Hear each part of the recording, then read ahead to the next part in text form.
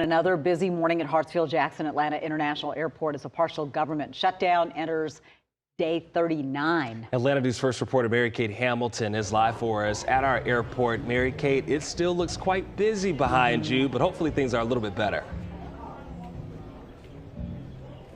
Still busy, but better. Not perfect, but this is exactly what we saw yesterday right around this time. 7 o'clock in the morning, things start clearing out just a little bit.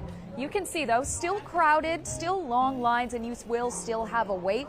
But as of right now, you can get right through baggage claim, all the way through the atrium and walk right up to the main security checkpoint. Again, that's not to say things aren't perfect, but a marked improvement. And Friday is the deadline for Congress to come to an agreement to fund the Department of Homeland Security. TSA agents now getting some help from ICE and Homeland Security investigations officers, but still not getting paid. If Congress can't pass a funding bill by Friday, TSA workers will either have to wait another 2 weeks for even the possibility of a paycheck, or Congress will have to cancel that scheduled break.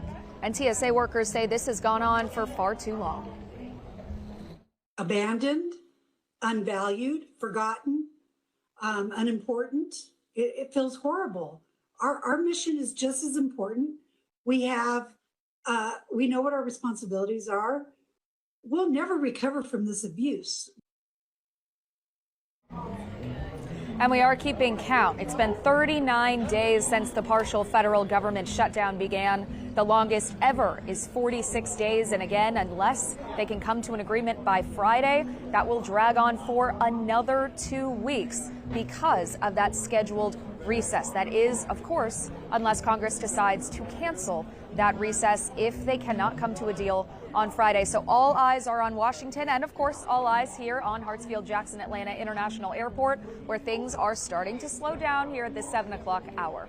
For now, live at Hartsfield-Jackson Atlanta International Airport, Mary Kate Hamilton, Atlanta News First. All right, Mary Kate, thanks for staying on top of that.